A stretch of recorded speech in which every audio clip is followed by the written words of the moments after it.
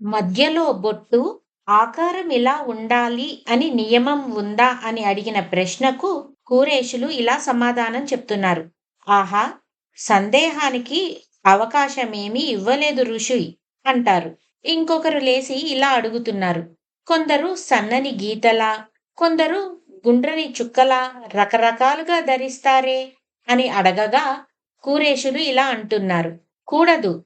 ఊర్ధ్వపుండ్రస్య మధ్యేతు వేణు పత్రాకృతిం లిఖేత్.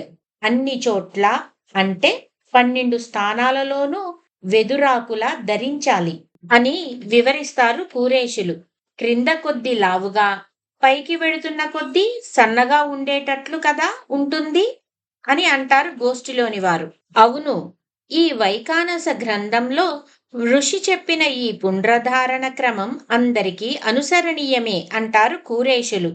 మరి స్త్రీలు ఎలా ధరించాలి అని అడిగిన ప్రశ్నకు కూరేషులు ఇలా అంటున్నారు. బాగా అడిగారు. స్త్రీణామపి తదా ప్రోక్తం శ్రీచూర్ణం శ్వేతమృత్తికే కూర్చమధ్యే తదా కుర్యాత్ అని కూరేషులు చెప్పగా గోష్ఠిలోని ఒకరు ఇలా అంటున్నారు. తెలిసింది.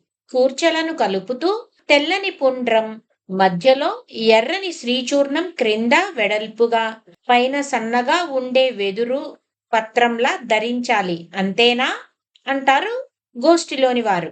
మనుష్యులకే కాదు, విగ్రహాలకి, గోపురాలకి, వాహనాలకి, మండప ప్రాకారాలకి అన్ని చోట్ల ఈ పుండ్రాన్ని సపాదంగా లిఖించాలి అంటారు కూరేషులు. ఇలానా అని గోష్ఠిలోని ఒకరు వారు ధరించిన పుండ్రాన్ని చూపిస్తున్నారు. దీనిని దర్శించినంత మాత్రాన సర్వ పాపాలు తొలుగుతాయి, ఐశ్వర్యాలు లభిస్తాయి, అన్ని దానాలు చేసిన ఫలమొస్తుంది, విష్ణులోకం లభిస్తుందని వికనస ఋషి స్పష్టంగా సెలవిచ్చారు అంటారు కూరేషులు. మా సందేహాలన్నీ తీరాయి. పుండ్రధారణ విషయంలో మాకు స్పష్టత ఏర్పడింది. మహానుభావుల పుణ్యమా అని మా అందరికీ మరింత విశ్వాసం ఏర్పడింది ఆళ్వానే అని గోష్ఠిలోని వారందరూ కూరేషులతో అంటున్నారు. యాదవ ప్రకాశులు గారు కూరేషులతో ఇలా అంటున్నారు.